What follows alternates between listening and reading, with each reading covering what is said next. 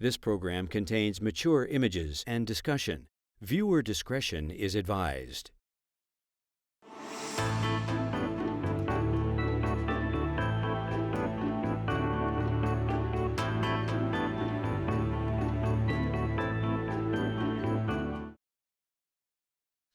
All right, good evening. Good to see you all on this sunny day in Santa Barbara. So to start the fall quarter, it's great to have people come out to be with us to start the school year and our programming for the CAP Center for the academic year. I'm Greg Johnson, Director of the Walter H. Cap Center for the Study of Ethics, Religion, and Public Life here at UCSB.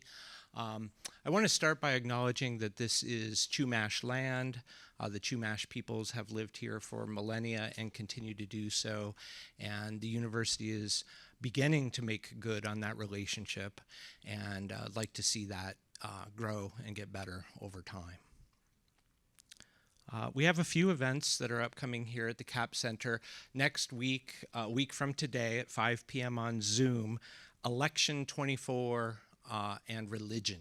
So we have our own Joe Blankholm, Julie Ingersoll, who's an alum of our department, and Anthea Butler, who is an amazing and charismatic speaker on these issues. It'll be a roundtable session where they each take up topics of interest to them having to do with religion in the election, and then I'll moderate some Q&A at the end. It should be powerful. Then on November 14th, Amanda Baugh, she will speak to us about falling in love with nature, the values of Latinx Catholic environmentalism. That's 5 p.m. in this room on November 14th. So we hope you can join us for that as well. A few thank yous. I want to thank Dusty Hosley, Dr. Dusty Hosley, Associate Director of the Center, and Leilani Calkins, our student worker. They make these events happen, full stop. That's just how it is. So thank you both very much. Wish to acknowledge our donors and sponsors and co-sponsors for this event, the Department of Religious Studies, Feminist Studies, and Feminist Futures here at UCSB. I'll introduce our guest in just a moment, but first I'd like to invite up the chair of the Department of Religious Studies, Professor Juan Campo, to say a few words. Thank you so much, Greg, and it's so pleasing to see all of you here for this wonderful first talk of the year offered by the CAP Center, but also sponsored by the Department of Religious Studies, as Greg so kindly noted. So to let you know, this is the 60th anniversary of our founding of our department, going way back to 1964, before many of you were around. And from the beginning, our department was one that was breaking the boundaries, because typically religion was thought about as something consigned to a theology department or a divinity school. And here, our department emerged in the 60s from, guess what department? Political science. So even there, we're kind of challenging and breaking the edges and contesting what religion is.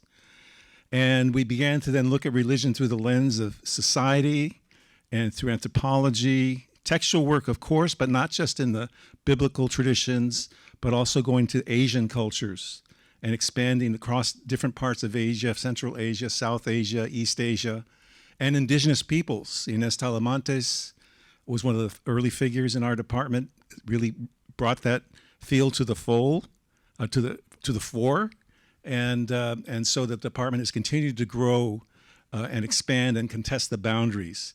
So that makes me especially proud and pleased to have Melissa Wilcox as our speaker today, breaking the boundaries, challenging what's conceived of normally, normal religion or traditional religion and things like that, with a topic that she's chosen to speak upon today. She's one of our most prominent alumni, and I can't think of a better way to begin the celebration of our 60th year than to have her as our guest.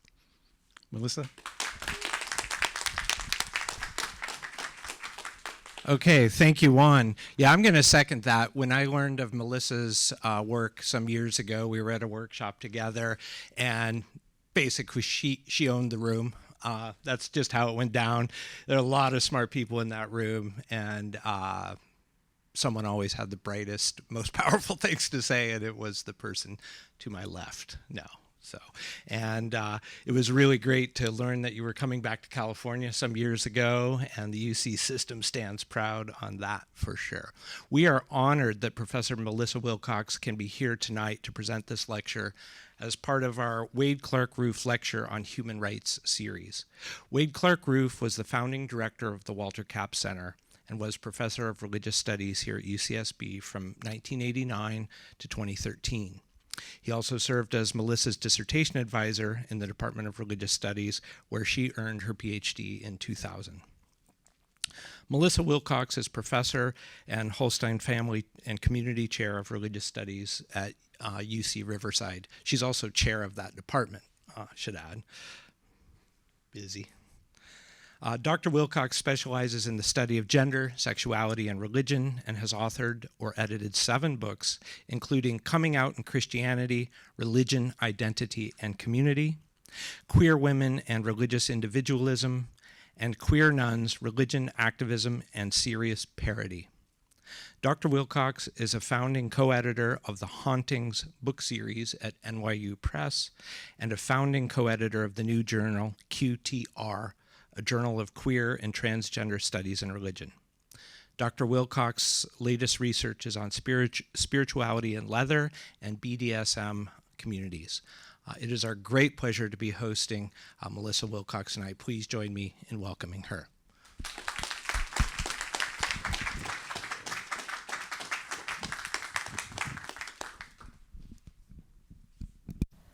Well, that looked like it came on. Can you hear me all right? Okay. With lapel mics, it's really hard to tell. So, now that I've been thoroughly embarrassed, thank you for those very kind introductions. I'm so glad to be here with all of you, familiar faces and new faces alike. I want to thank the Capps Center and everyone who was involved in both supporting and organizing this talk. And I am particularly honored to be giving a talk that's named for my doctoral advisor.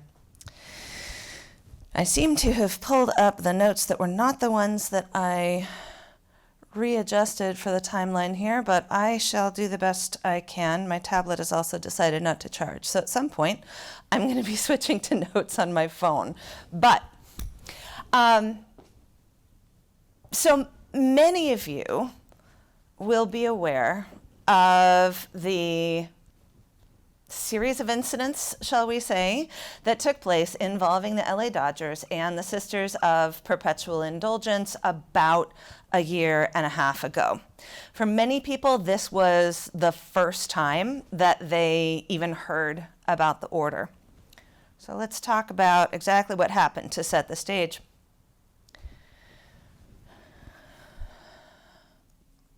On May 4th, the LA Dodgers, this is 2023, the LA Dodgers announced their guests for their 10th annual Pride Night game.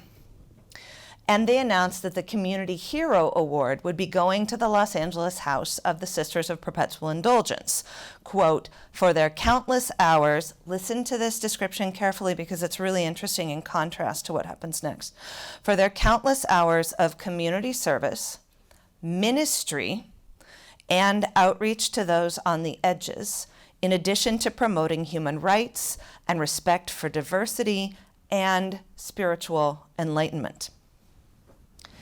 May 15th, so we're 11 days later, Florida Senator Marco Rubio, who as far as I know is not a Dodgers fan, writes to Major League Baseball Commissioner Robert Manfred. And again, this is a quote from Rubio.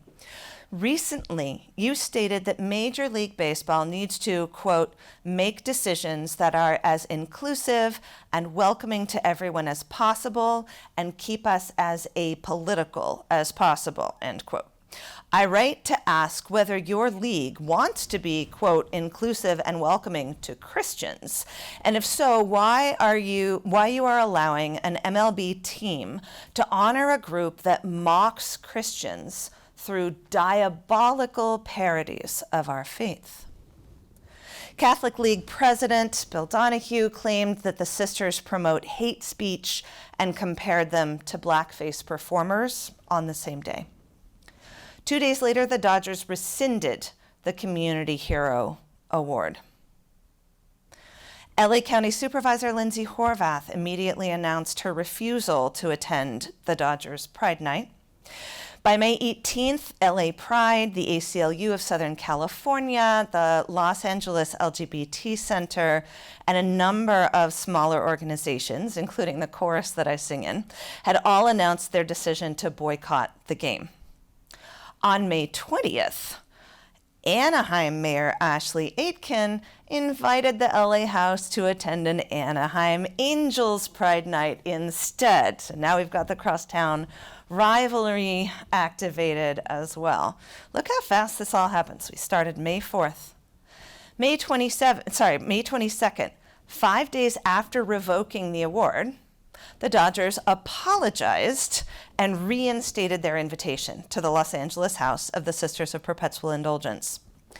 On May 31st, former Vice President Mike Pence, who again, as far as I know, is not a Dodgers fan, not a California fan, in a tweet called the sisters, quote, anti-Catholic bigots, and said that instead of apologizing to the order, the Dodgers, this is a quote again, should be apologizing to Catholics across America. America's pastime should respect the faith of every American, no matter what, apparently except for queer ones. That's where we're going. June 7th, the sisters attended the Angels Pride Night and were greeted by protesters in the parking lot. June 16th, they attended the Dodgers Pride Night with heavy security and were greeted by more protesters. So this is what interests me. And just to bring it back to UCSB, let me say that one of the things that I loved the most about being in this department as a graduate student was that, especially the folks that I worked with, we always got really interested when religion did something that we completely didn't expect. And that's still the case for me. And I like to come back to these questions about, okay, but why? What is actually happening here? So this is a group, the LA House of the Sisters, with 26 full members at the time that this happened, 26 people. They're part of an international order with only a few thousand members in its entire, not quite 50-year history. The LA Archdiocese claims that there are well over 4.3 million Catholics just in that archdiocese. And of course, globally, there are billions. So what is it about the sisters? 26 people get an award, and everyone gets upset. Let's step back. This is Sister Unity Divine, named both because he's a convert to a Hindu-based new religious movement, and after the drag queen Divine, so it's not actually about like divine unity. This is Sister Unity Divine from the LA House of the Sisters. The sisters have a very long history, as fate would have it, with softball and baseball games, and here they are doing a fundraiser. This isn't the first time that something like this has happened with the sisters. Just to give a few representative examples, all of which involve the founding San Francisco house, in part because they're so historic, but they're in no way limited to San Francisco. In August of 1980, we see the first press coverage. The sisters were founded in 1979. So we see the first press coverage just over a year after their founding.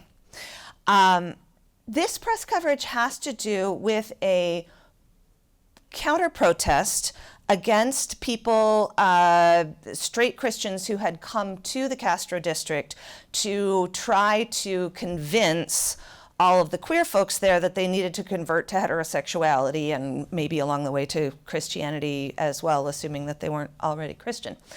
People were understandably pretty upset about people showing up in a neighborhood that they were trying to make their own safe space and telling them that they were sinners and demonic and they needed to give it all up.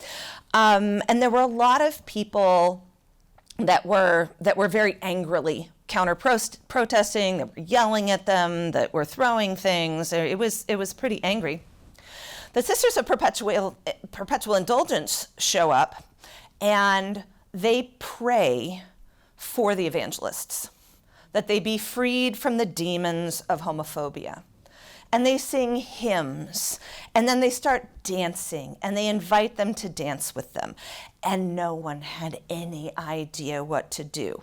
Now, the coverage of this actually comes from the Gay Community News. And the reporter also clearly had absolutely no idea what he was looking at. The article is so filled with scare quotes, you wouldn't even believe it. And they're all around the religious words. These nuns who had a ministry and prayed and sang hymns. So again, what's with the scare quotes? It's not real. They're not real nuns. It's not a real ministry. They're not really praying. And this was a reporter who was, clearly quite happy with what the sisters were doing, thought it was hilarious, but couldn't quite get a handle on what was going on with the religious element. October 1980, one of the first protests that the Sisters of Perpetual Indulgence joined at the University of San Francisco, Jesuit school, that had removed their gay rights group from the law school catalog. So there was a big protest among the students, and lots of other allies showed up, including the sisters. Now, at this point in time, the sisters are wearing fairly traditional black and white Roman Catholic nuns' habits. The first three were borrowed for a theatrical production, and I don't think they told them it was a drag show, from a convent in Cedar Rapids, Iowa. That's another story that I can tell you later. So they're there in fairly traditional Roman Catholic nuns' habits.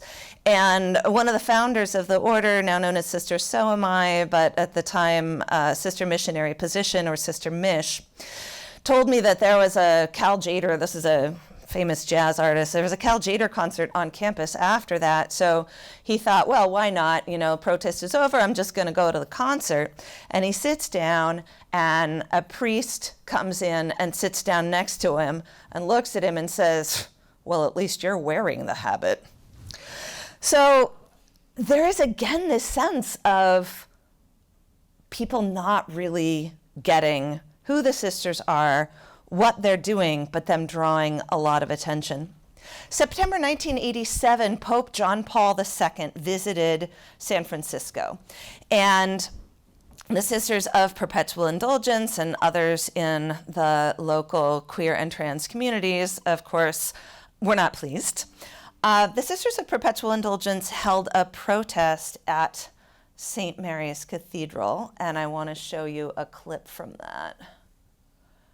Oh, come on. Really? There we go.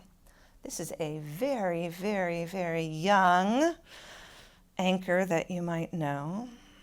And we should have sound here.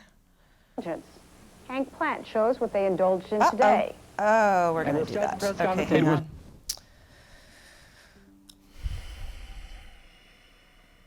That's probably because I didn't follow the link. Come on. Still not. One moment, please. Technical difficulties.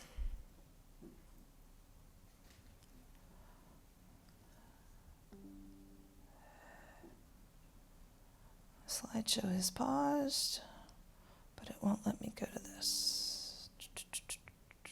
Okay, let's take that down. Aha. There we are. Thank you for letting me know that that wasn't showing. Okay.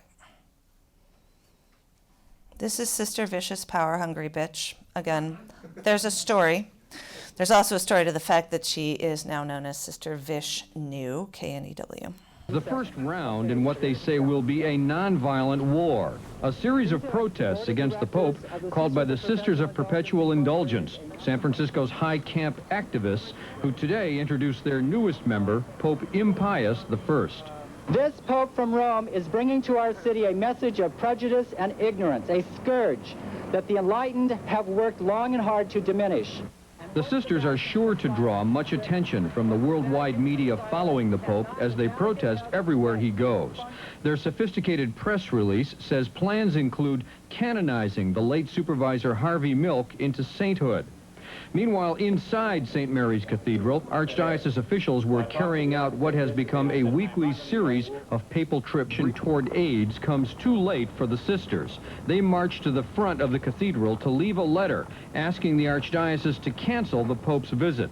They taped their demand to the cathedral doors in the tradition of Martin Luther. Only in this case, the note was tacked up using Lee press-on nails, which the sisters are famous for. In most parts of the world, the Pope travels without challenge or controversy. Okay, and we'll leave it there because now they stopped talking about the sisters. Just to say briefly about that clip, I really think that one of the things that's most interesting about the sisters is the level of education of their religious parity. The fact that they protested the Pope by taking a bunch of theses to the cathedral door and nailing it on with Lee press-on nails requires knowing a fair amount about Christian history. Again, there's reasons for that I won't go into here. Let's see if I can get back into the slideshow.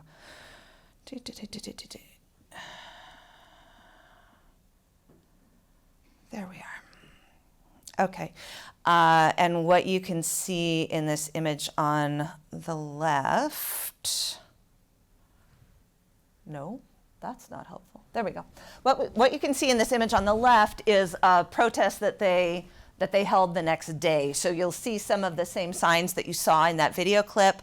And here they actually did a mass and distributed condoms wrapped in gold packaging as wafers during the Mass.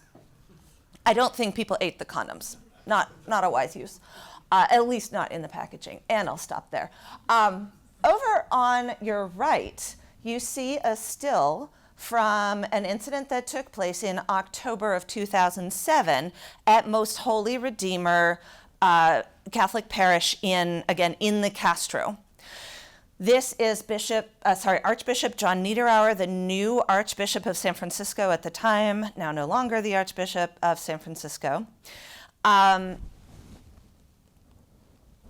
the story goes from this sister who's pictured here, the sisters heard that the Pope would be coming and wanted to come sort of support their community, stand witness, see what the Archbishop would have to say, see what this new Archbishop would have to say to this pretty gay church that was in his archdiocese.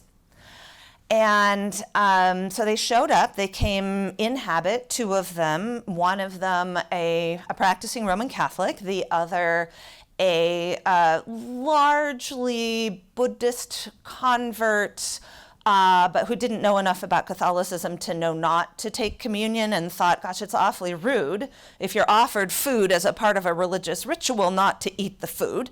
So they both went up, they both took communion. There's video of this, but I caution you against watching it because it's interspersed with really horrible text. And you see the Archbishop unblinkingly just serve them, just like he served everyone else. And then you can see in some of the video clips that are from after the service, you can see the sisters talking to some of the parishioners. And if you can read lips even a little bit, you can tell that one of them is saying, "Thank you for being here." Completely unremarkable. Except that we have that video courtesy of a member of a very conservative Catholic men's group from San Jose, who also came up wanting to see what the new Archbishop of San Francisco would have to say to the church in the Castro. And in no time at all, this went viral. In 2007, it went viral.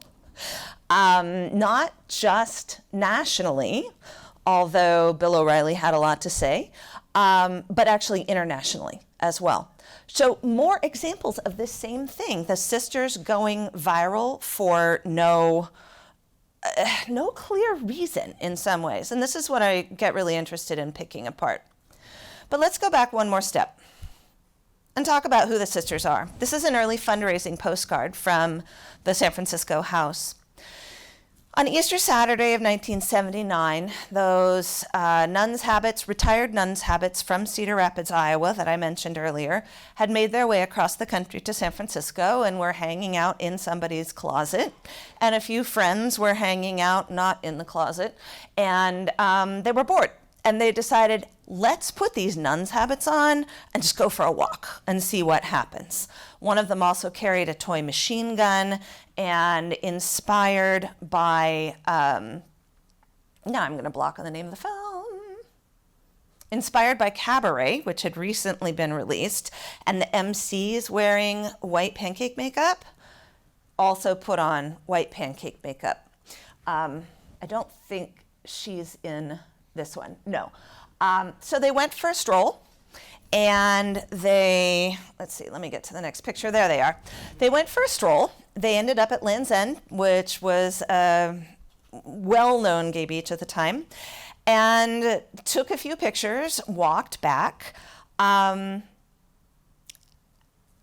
This is Sister Vish at the top with the white makeup. This is Sister Mish at the bottom. And in the middle is actually the person who kind of disappeared from the order. It says Sister Resurrection. Disappeared from the order for a period of time, but came back to take part in writing the very first the very first sex-positive, safer sex guide for gay men ever, as far as I know. New York sometimes claims that honor, but usually when the New York claims it, it's the West Coast that actually did it. Sorry, snarky California comment. So Sister Vish likes to say that as they were on this stroll, they saw what she describes as psychological car wrecks. People not having any idea what they were looking at. And they came back and they said, there's something here. We don't know what it is, but there's something powerful. We should do something with this. There are a bunch of activists. Vish and Mish co-founded the University of Iowa chapter of the Gay Liberation Front. And I thought this was going to time me, and it's not. So I'll try to be careful about time. So they started thinking about what they should do with this. Next manifestation, they're at a fundraising softball game. They were adored by the crowd and not so adored by the players, because they took everyone's attention completely off of the softball game and onto themselves. Their third manifestation was at Gay Days in 1979. And they were thinking about, okay, who do we say we are? And one of them, not pictured here, but who joined very quickly after that, was at the softball game in habit, says, okay, I'm from New Orleans, and at Mardi Gras, everybody dresses up as nuns. Like, this isn't a really unusual thing. But what would be really unusual is if we were actually nuns.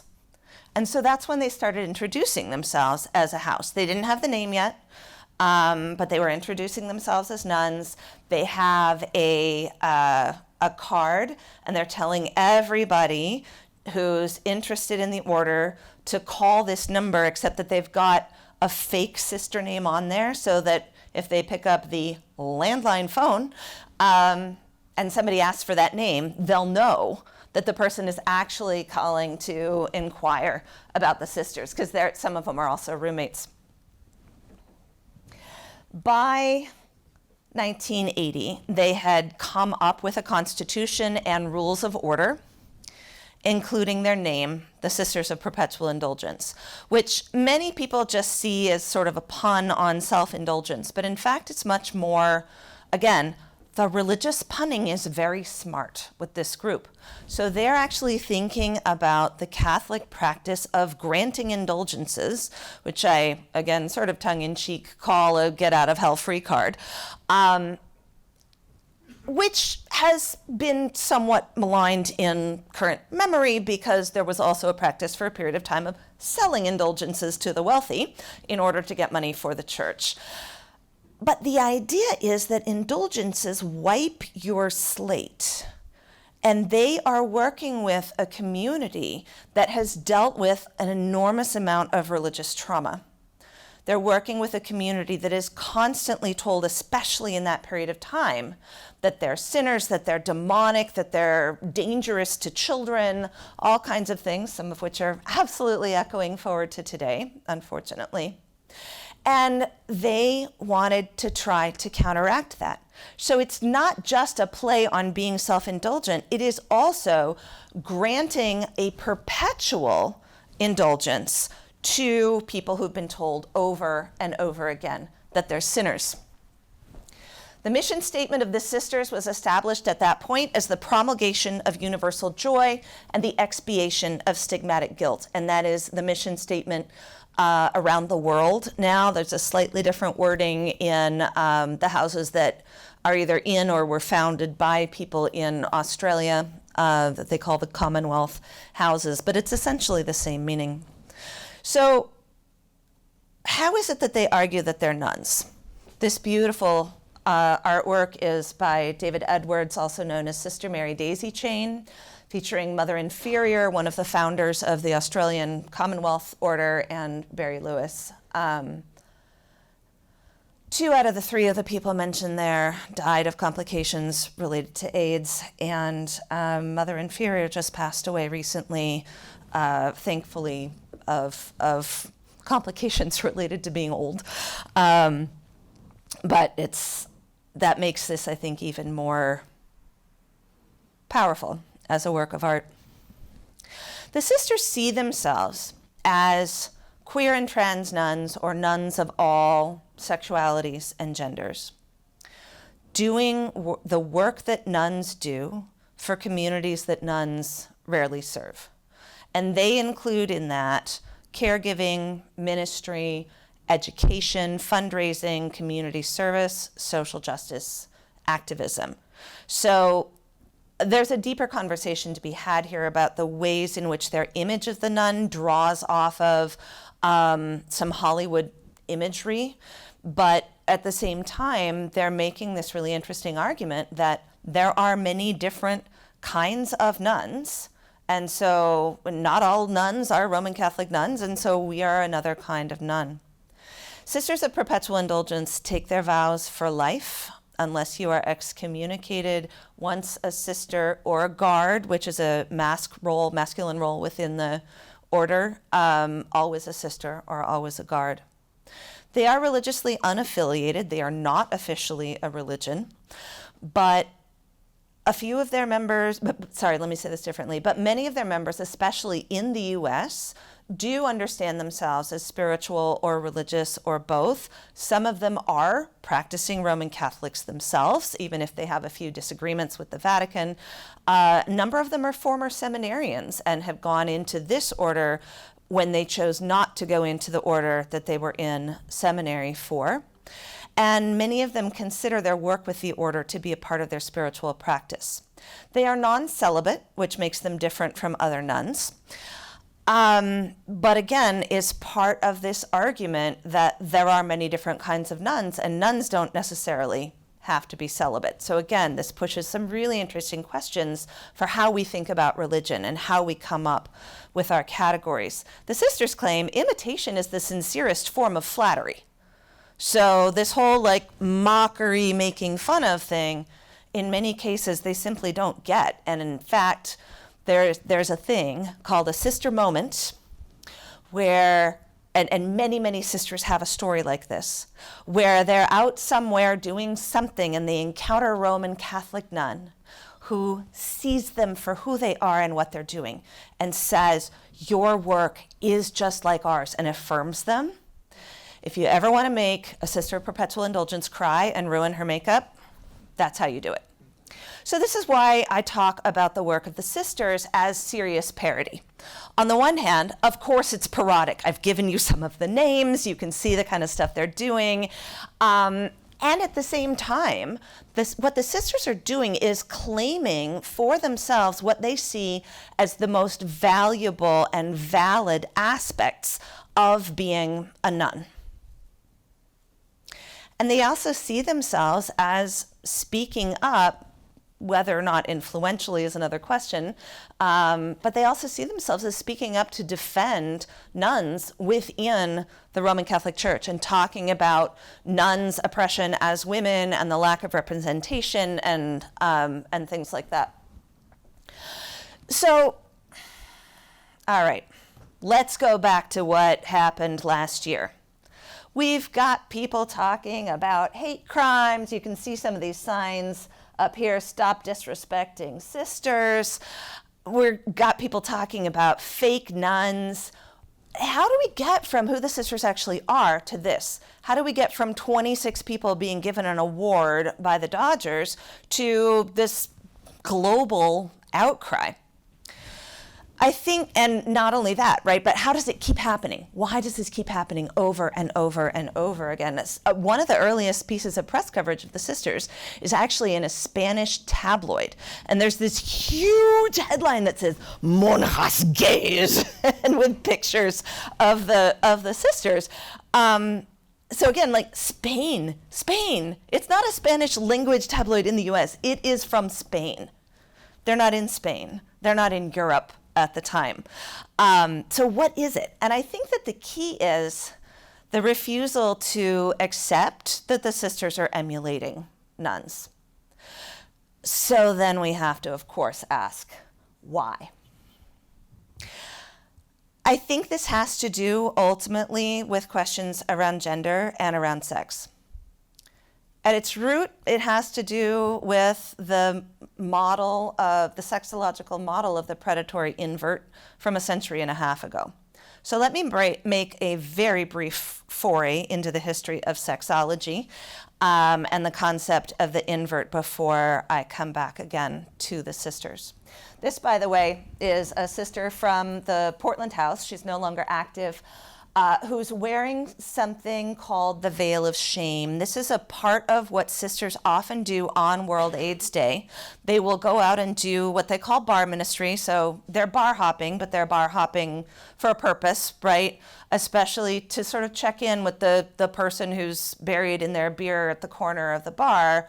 And it's not insignificant that it is World AIDS Day, right? So they're out there doing awareness raising, safer sex awareness raising. They typically carry massive purses with safer sex kits in them. They've gotten better over the years at having them inclusive of all kinds of bodies that might be involved that night. And one of them will wear the veil of remembrance, and one of them will wear the veil of shame. These are black veiled nuns, so fully professed nuns, wearing a white novice's veil. They carry a Sharpie, or 2 or 3, and they invite people to write on the veil of remembrance people that they want to remember who've died of complications of HIV and AIDS. And they write on the veil of shame, they ask people to write on the veil of shame all the names that they've been called. So I should have warned you before putting these words up there, and I apologize for that. But that's what you're seeing. And then at the end of the night, they burn them. Unless, as happened this year, they decided to make the veils out of polyester, which doesn't actually burn. But that's another story again. So some of you know, probably some of you don't, that our modern concept of sexual orientation, heterosexuality and homosexuality, and yes, I'm making it binary on purpose, was invented in the 19th century. This does not in any way mean that people weren't having all kinds of sex before that. But it means that the way that we classify the personhood of people based on sexual attraction, and that it does tend still, any bi folks in the room know this, any pan folks in the room know this, it does still tend to bifurcate into straight and gay binary categories.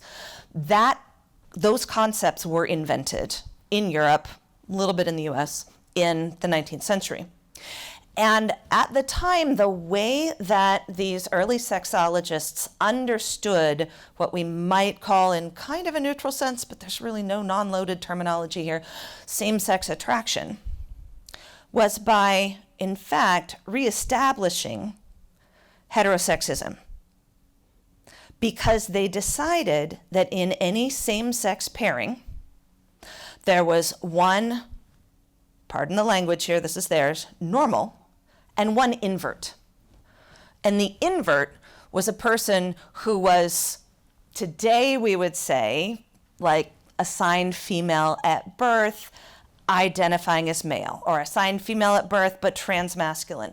But their language was inversion, like you take the gender and you invert it, you flip it upside down. So what they've basically done is they've said in every same-sex pairing, and for some reason they weren't thinking about the possibility of more than two, in any same-sex pairing, you still had a man and a woman. It's still ultimately heterosexual.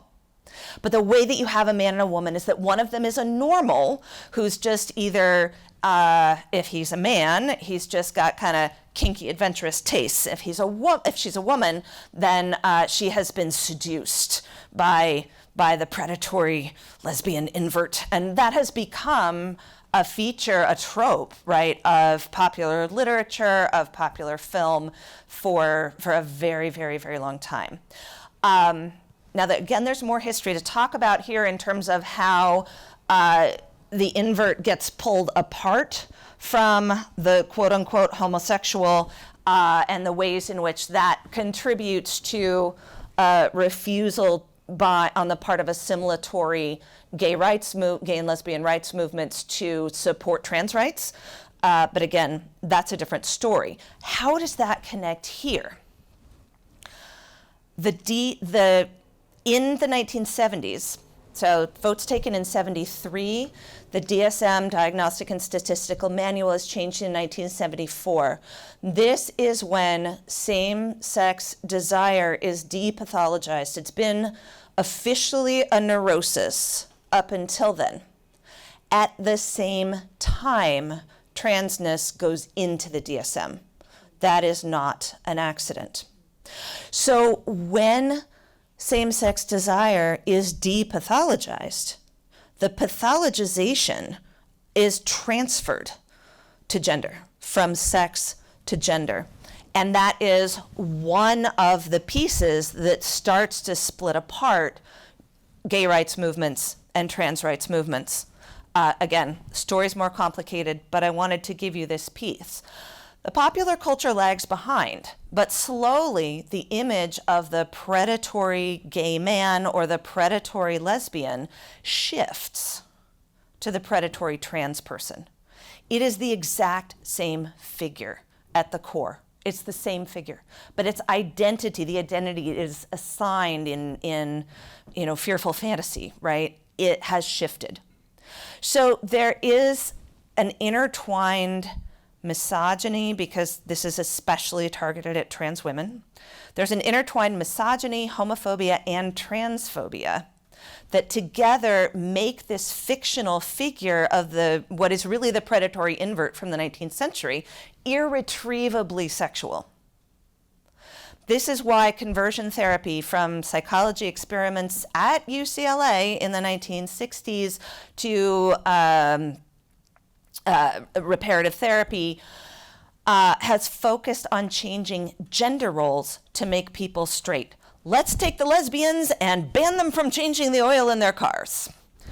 It's funny and it's not, because it was real, right? And it still is in many cases. So you become not gay by doing manly, masculine things. You become not lesbian by doing feminine things and wearing pearls but not clutching them. This is also then why today, and for the last at least decade, trans folks and drag performers are consistently targeted as unsafe for children, as adult topics, as adult figures. There's also this interesting second piece, and again, this is another lecture, but I want to throw it in. I think we have a profound cultural suspicion, really in most, if not all, global North, global West cultures, and many others, because colonialism. We have a profound cultural suspicion that sex and religion don't go together. Money and religion don't go together either, in this same kind of like, oh, if you're charging money, you must be a charlatan, because you're supposed to live how? If you're a religious specialist. But likewise, as soon as you put sex and religion together, at least one of them gets judged as not real or not appropriate. Unless we're talking about Orientalism and highly Orientalized and exoticized, and then you can be like, oh, sex and religion, those people had it right all along. And now you get, right, the entire Neo-Tantra movement. Put all that together, take it back to the sisters. If you follow this logic, if you follow this logic, if nuns means Catholic nuns, if Catholic nuns are celibate, if gender variance is by definition sexual, and if sex can't go together with real religion, then the Sisters of Perpetual Indulgence must be fake Catholic nuns. Do not post clips out of context of what I'm saying right now, or they'll all come after me. The fakery must be parody. The parody must be sexual. They are mocking and sexualizing Roman Catholic nuns, and they should no more be receiving awards than people who wear sexy nun costumes for Halloween. This is how we get from the Dodgers saying ministry and spirituality and the protesters saying diabolical. That's how we get from one to the other. But at the same time, they're being recognized, they're organized, they're promoting what they do as a public good. This is, I think, where the horror comes from. This is why they go viral. But why did the press coverage fail? Most of the press coverage cast this as either a culture war story or a sports story. Most of the reporting on it was by sports reporters who, frankly, did not do a real great job of covering everything I just told you about. In fact, this is a story about a centuries-old intertwining of misogyny, homophobia, transphobia, and Western imperialism that denies, or better yet, disavows any relationship between religion and sex on the one hand, and on the other hand defines both queer people and trans people as ontologically, constitutionally sexual, and therefore makes all queer and trans religiosities illegible. So I will stop there. That is the story behind the story of the Dodgers and the Sisters, and I look forward to your questions. Thank you. Whoops, hang on. Whoop. We welcome you to ask questions. Just maybe raise your hand. I'll come up and bring the microphone to you. Please do speak into the microphones because we're recording this. So.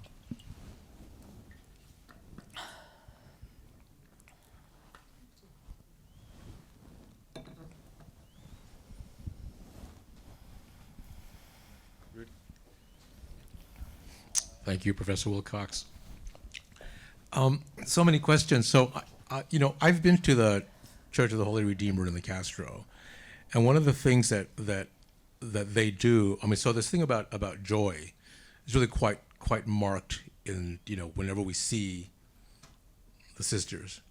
And I wonder if you would say a little bit about their Easter productions. Yes. Because for me, going to their, when I used to spend more time up there, I would go to their Easter celebrations, either in Dolores Park or if the weather was bad, in one of the rec rooms there. Can you say a little bit about the Easter celebrations? I can, and this is another one of the things that tends to sort of hit the conservative press as like, this is what makes the sisters horrible.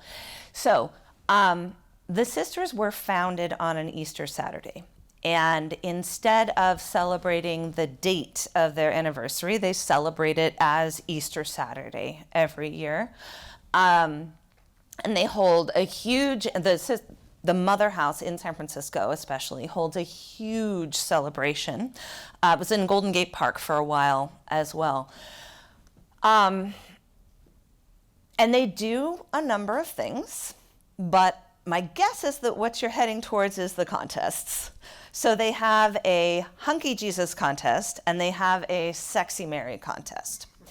And honestly, it's like any context where you're dealing with drag and gay humor, and they don't control the contestants. They don't say, oh, you're coming as this, you can't do this. You're coming as that, you can.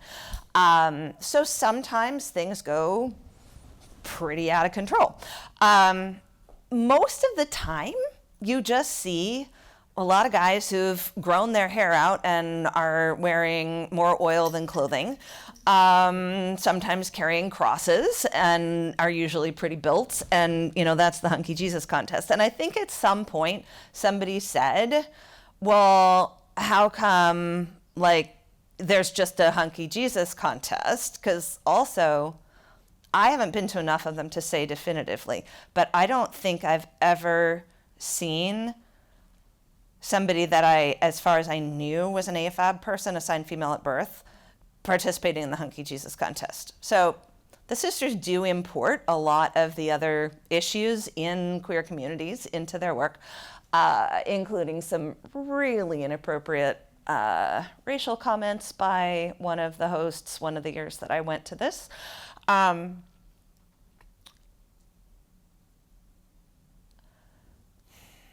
What more do you want me to say about the Hunky Jesus and Sexy Mary contests? I mean, of course, Hunky Jesus, but also, you know, they run an Easter egg hunt for the children. Yeah, they do. And it's not just families who are gay and lesbian and trans. It's also, you know, Right. queer families. Yeah. It's for like all the Latino families who live like in the Dolores Park area. Mm-hmm. So it's really interesting. You have this very what can be conservative Latino community in the Mission. Yeah. Bringing their kids. Yeah. And enjoying the day with everybody else. So it's really this notion of ministry that flies under the radar in terms of something as transgressive as the Yes. Hunky Jesus contest. But then you have this moment of like, oh yeah, you know, we as adults remember hunting for eggs and sponsored egg rolls. Yeah. But this I was so struck by the community aspect of Yes. the gay community, the queer community, and also the Latino community Yeah. around Dolores Park that just were having Easter, and it was just really remarkable.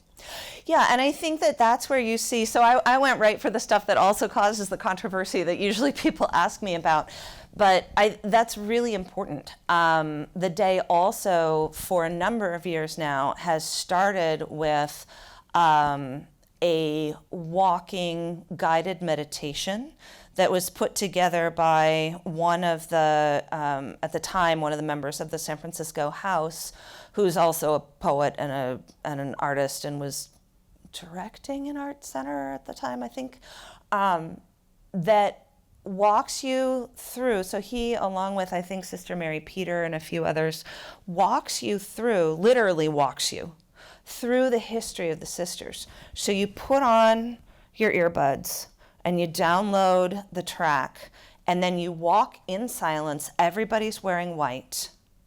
And you walk by places where key things happened in the sisters' history, but also in general in gay history in the Castro. So it's this really reflective, powerful moment. And then, yeah, it's a great community party. Hundreds, at minimum, hundreds of people come. And I think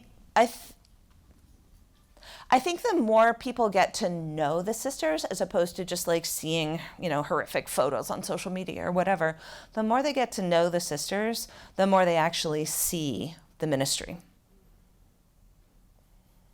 Yeah, thanks for that. And for breaking the ice.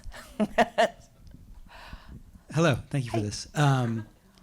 If I understand you correctly, these nuns have not sought legal religious protections, and I wonder if you might say a bit more about why, and maybe compare or contrast that with other, so-called parody, religious parody, satirist groups that folks in this room probably would know, like Church of Subgenius or Church of Satan or Pastafarians or groups like that. Yeah, absolutely. They're after something different than groups like the Pastafarians or the Church of Satan are, and those have both been really powerful groups in mobilizing the First Amendment to kind of push back on Christocentrism and particularly Protestant cultural hegemony in the U.S. and elsewhere. It was a Pastafarian with a pasta strainer on their head who gained the right for people in, was it the Netherlands, to wear head coverings in their national ID pictures.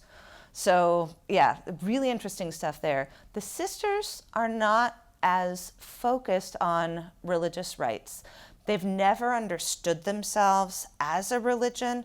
There was some question when they were first trying to sort out what exactly this thing was that they were doing. There was some question about whether they might be a spiritual group, but a lot of that energy shifted off into the Radical Fairies, which were founded the same year, and there are some connecting ties between them very early on. So the sisters sometimes describe themselves as secular nuns. I don't think that's the right language because a lot of them are not secular. But they're not, that's why I say not religiously affiliated. They're very clear that they're not a religion. You talk to sisters in a place like Germany and you'll have a lot of people tell you, if I thought this was a religion, I wouldn't come anywhere near it, right? That's the whole point, is it's not a religion, it's a community service organization. So it's, yeah, the goal is different. They are a 501c3 in the US, and they're often, whether or not they're a registered charity, a nationally registered charity in other countries depends in part on their relationship to the national government. So if they have if they see themselves as like working with the government because there's a strong government push around safer sex and things like that, then they will typically be registered. And if they see themselves as pushing back against it, then they won't be. Does that answer it? Okay, thank you. First of all, thank you for everything you do and for this wonderful presentation. You will go down and are going down in history as many people's queer ancestors, myself included. I would like to kind of ask about the sisters and bring up the question of race and gender performance here a little bit. I'll kind of dual it here. They seem to be predominantly white. I do a little bit of research on the Radical Fairies. They are also predominantly white. They have predominantly white history. They are also predominantly drag femme. Could you talk a little bit about how do they address issues of both masculinity in a drag king aspect or a female masculinity aspect and race in a predominantly white appearance aspect of this? This is another place, thank you for those questions, those are spot on. This is another place where the sisters really are reflecting the gayborhood, and I use that with the big quotes, right? That means the place, it means the Castro in San Francisco, it means West Hollywood in LA, the place that's sort of identified with the gay community, but that is heavily male, heavily cis male, and heavily white. They start out that way. A woman joins the Melbourne house in pretty early. I want to say like 84. I'd have to go back to my own book to remember. I don't remember dates well. And a woman joins the San Francisco house, and I'm talking about cis women here. A woman joins the San Francisco house also in the mid 80s, and the stories about her all say, oh, she could handle us, she was a dom. So that's also interesting, right? Is there's this overlap with the leather community really fast, and in fact, that's where the Order of Guards comes from. The sisters are, in fact, nuns of all genders, and they vary in terms of their engagement of femme drag. So some of it is high femme, some of it, a lot of it is really obvious skag drag or gender fuck drag. I knew a sister who is persona non grata and excommunicated from the LA house, and I know what the house accused her of, and that's kind of all I know. But before this all happened, who was a member of the Los Angeles house, who took the name Sister Vibrata Electric of the Order of the Flaming Labia, who also appeared as Cardinal Packenpecker with a massive dildo. So and she's not the only one. There are a number of sisters. Well, you saw Pope Impius I, right? So there are a number of members of the order who have masculine personas as well as feminine ones, or sometimes just masculine personas. It's really interesting what trans folks do with the order. So for some folks, it's particularly for people who identify as binary trans women, it's living into a high femme identity. For other folks, it's living into a space of gender ambiguity. There are a lot of sisters who use they, them pronouns or no pronouns at all. That's really been shifting.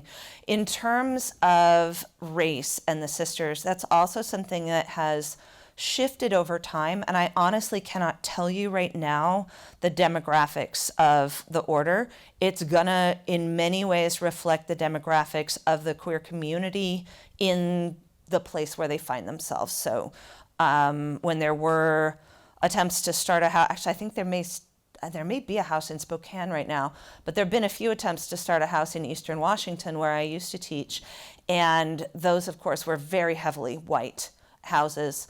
The LA house has a number of Latina members.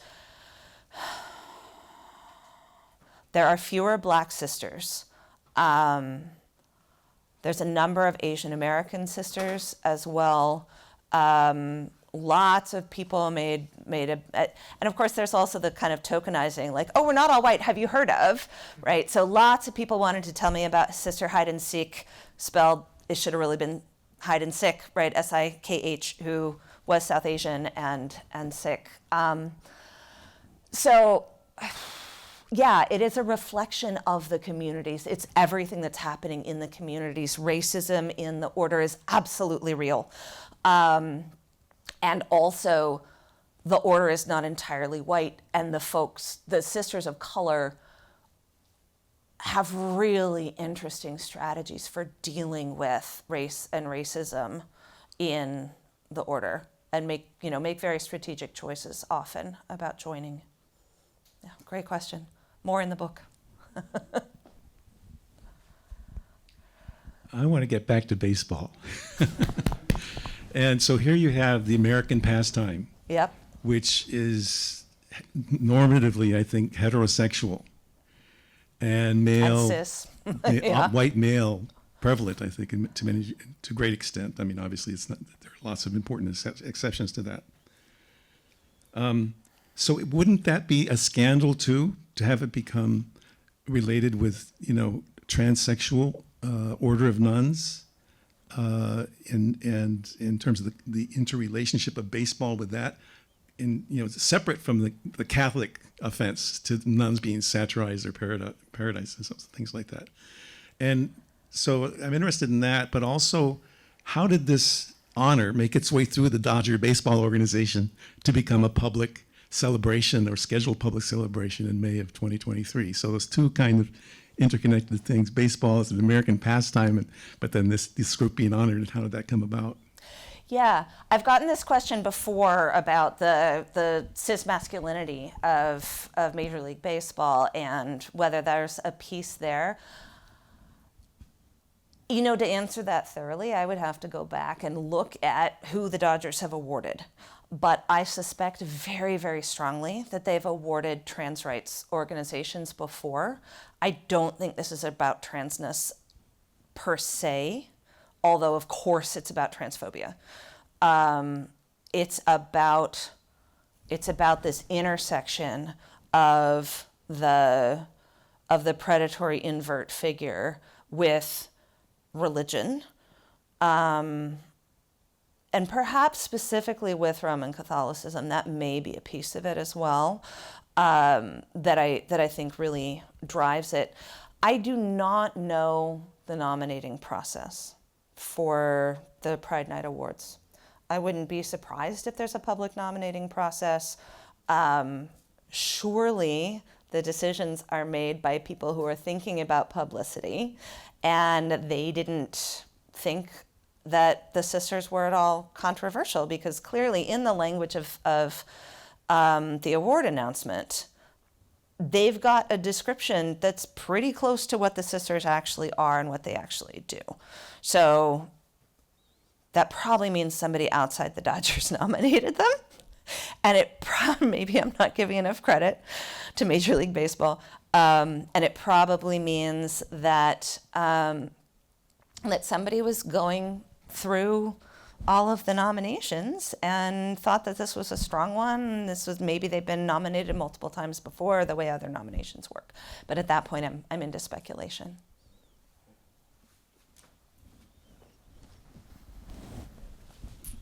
Thanks so much, Melissa. This is awesome. I don't want to stop questions yet, but I want to jump in with one. Sure. Tell us a little bit about the religious studies side of things. And what I mean by that is you're pushing the envelope here, right? And isn't that what envelopes are for? Absolutely. So tell us a little bit about reader reception, critic reception. So I'm thinking about the peer review process. Did you ever get pushback there? Or even at the conference circuit level, did people push back? And what did that sound like? And then if you might then say a few words, we have a lot of our great grad students here. For the ones who are also pushing the envelope, but don't have the status of full professor and so forth, what kind of advice would you give them about how to roll out a research agenda that might ruffle feathers, particularly at the peer review level? Yeah. Wow, those are great questions. And let me see if I can hang on to them long enough to answer them all. In terms of the reception of the book, I've started thinking of myself, and I'm still trying to think of an anti-colonial, decolonial way of saying this, but I've started to think of myself as a story bearer, and that's how I do the research I do. Is I take people's stories to places where they would not otherwise get a hearing, or a fair one. And that also means that I tell stories. So in terms of reception, so there was the Association for the Sociology of Religion, which for a long time was the sociology of religion organization that was far more open to qualitative sociology.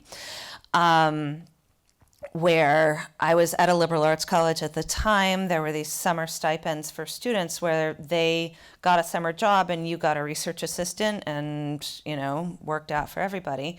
And usually when I did these summer stipends, I gave the student the chance, I didn't force them, but I said, if you would like, we're going to take a paper on this to this conference, and you can be the one that presents it. You can author it if you want. We can co-author it. I can author it. You let me know how that's going to work best for you.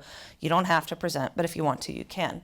So I was starting to play with this idea that I develop in the book that I call religion fuck, coming off of the concept of gender fuck drag. And so I had a paper on that. And this person, who was a long-standing attendee, I always saw when I was going to this conference regularly, raises her hand afterwards and says, "This is such an interesting concept. I don't think I've ever heard that word in an academic conference before." And I'm like, honey, you're going to the wrong conferences. I have had, and this one stung, but I wrote an article about it. I have had my work called confessional. That's the ultimate insult for a religious studies scholar. But again, I'm like, wait, why?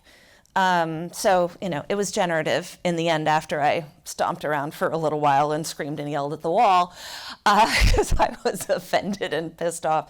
I've actually had several. So in the process of publication. The book is NYU Press. Jennifer Hammer was the editor that I worked with and that I now continue to work with the Hauntings series. And the reviewers were fantastic. They were constructive, they were supportive, they were excited about the book. They gave me a bunch of suggestions, which felt totally overwhelming when you have to go revise an entire book, but they were good. They were good suggestions, and they helped make the book better. There have been a number of very strong reviews of the book, including in the JAR, the Journal for the American Academy of Religion.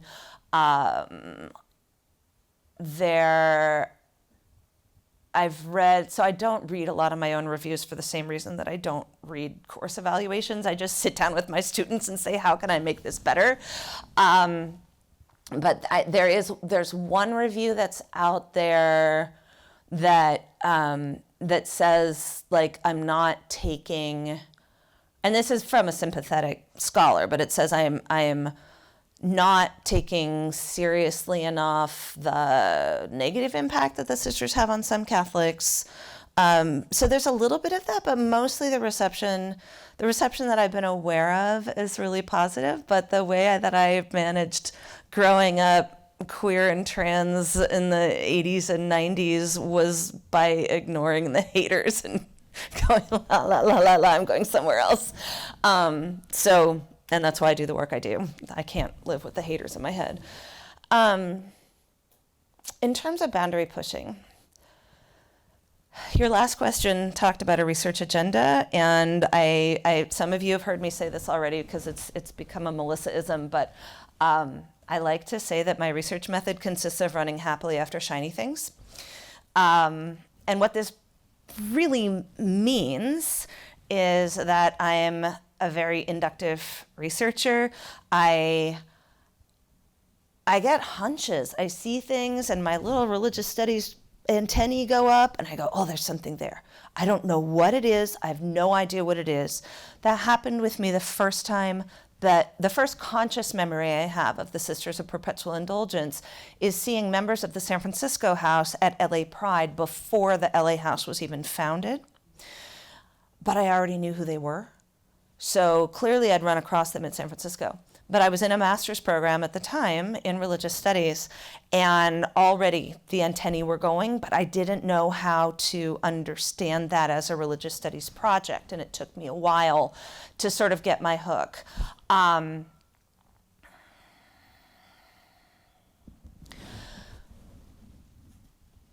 Maybe this is one way to say it. I stayed in the closet longer than I should have because, as I told my best friend, who I should have come out over and didn't, but she's still my best friend, I was already having to deal with sexism. I was in the sciences at the time. The last thing I needed was to also deal with homophobia. So obviously the way to deal with that is just be like, nah, I'm not going to come out. But when I did, I came, screaming out of the closet on a broomstick. And I had to go back into it to work in the other industry that I've been a part of, that I traded off, like doing that and school and that and school. And that became really painful because I had to I get off a plane to do something for that industry in Dallas, and the guy who's meeting me at the gate, because you could do that then, takes one look at the gate and goes, so, you're from San Francisco. Is it as bad there as they say it is? I'm like, holy crap, I'm going to be at a retreat with this guy. I'm going to get killed. Just having to do that and having to listen to people ramble on and on about horribly homophobic things because it never occurred to them that I might be queer, I think on the one hand gave me a heck of a backbone, and I have a lot of my ancestors to thank for that too. But also kind of put me in this position of like, no, I'm not going to sell my soul. I'm not going to keep my mouth shut. I did that. It was harmful. It was damaging. And I will say what I also said when we were at lunch. It is also thanks to this department, because I am the only person that I know of who was a doctoral student at that time in the late 1990s who wanted to work in queer and trans studies and religion, whose committee said, you know this is a risky dissertation to write, right? You know you're taking a risk with your career. And when I said, yeah, bring it, they said, awesome, we've got your back. I can name you several scholars, and I won't, because this is not a situation for naming and shaming, although I believe fully in that at times. I can name you several scholars who are very prominent in the field now, who were among that group of graduate students along with me who wanted to do this work and walked away from it and took the safe route, and they have not come back. And again, we all have to make our own decisions about safety. No questions from me about that at all. But I was very fortunate that my committee said, we don't know the first thing about any of this, but that's what we do here at UCSB, is study religion when it appears in unexpected places and unexpected forms. And so you want to write your dissertation on the Metropolitan Community Church, go for it. We've got your back. Preach it. Yeah, exactly. I'd like to think we're still operating that way. So maybe one more question. Yeah, one more. You know, can I say really quickly? So you did ask about advice for graduate students too. And I talked about this a little bit with the folks that I had coffee with this morning. This is a real question, and it's one that I work on with my students a lot. Right now, we have this amazing group of faculty in queer and especially trans studies and religion at UCR. So we're especially drawing trans studies graduate students, which is in a different place. It's still, trans studies and religion is also growing, but it's not where queer studies and religion is, for all the reasons you might imagine.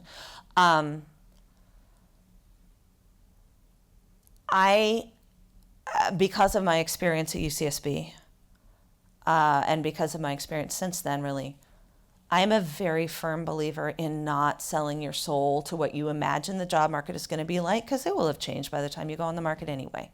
And dissertations are hard enough to write. You don't want to do one that like you just went for because hopefully here this doesn't happen as much, but because your advisor said that was the politically correct or the right decision or the strategic dissertation to write.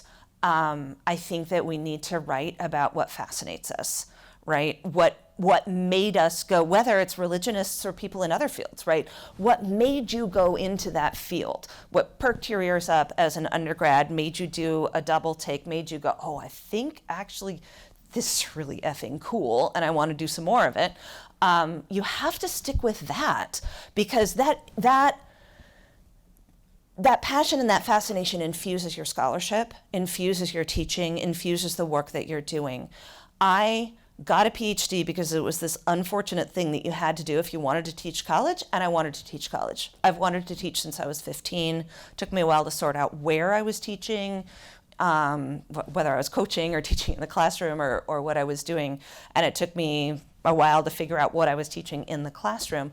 But along the way, I realized that I could tell stories in places where they weren't being listened to with the social capital of a PhD, and actually get people to start listening. And my research joined my teaching as my form of activism.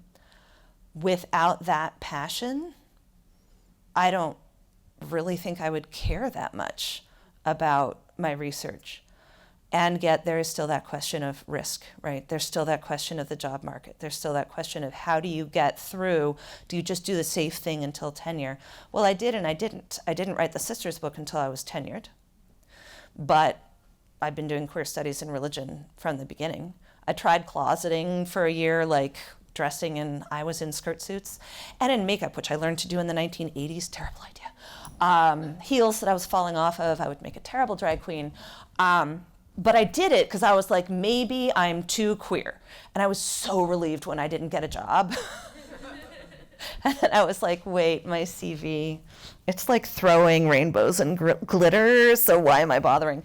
I I think the key is stick with the passion, go with your heart, run happily after shiny things, but then work with people who can help you with translation.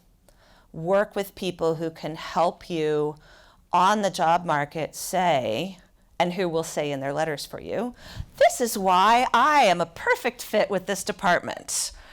Who will push back against that sort of immediate, whoa, what is this thing that you still sometimes get? And it's a game, it's a strategy. Academia is a chess game. But you can, my friend Dylan Rodriguez at UCR likes to talk about this as mutual exploitation. We find the justice work that we want to do is possible within the neoliberal academy. So we know that it's exploiting the heck out of us, but we're exploiting it too when it's not looking, because we can do the justice work that we want to do. And I think that part of that is doing the research that you care about, and then figuring out how to spin it so that they can see what you can see about the fit. Sorry, that was a long answer. No, but this is something I really care about. Absolutely. Do you have time for And I'm emailable. Yeah, There's absolutely. a hand back here. First name dot last name at ucr.edu if you want to hear more. And I probably will not be able to respond to emails for like a month right now, but it's not personal.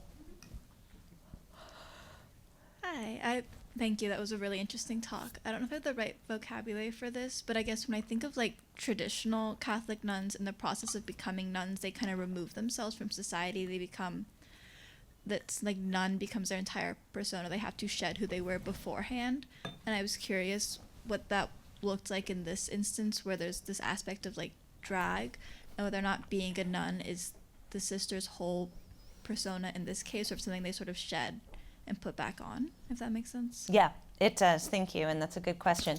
There is a very long process of becoming a Sister of Perpetual Indulgence. It ranges from a year in the United States to, at least when I was talking with the house in Uruguay, to 5 years with them to become a fully professed sister. They are, and I should say this more often, and I always forget, they are they're both full-time and part-time. Once a sister, always a sister. You always have that sister persona. People talk about the sister persona as their better half. They absolutely, they joke about like, oh, we should wear bracelets that say WWSD as opposed to WWJD. What would sister do? What would my sister persona do in this moment? So the sister persona is always with them, but they are a volunteer order.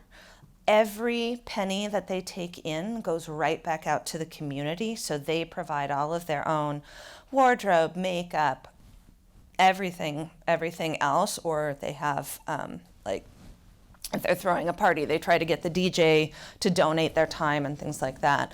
But many of them have day jobs. Some are students. Some are homemakers. A wide variety of things that they do when they're not in habit or in face.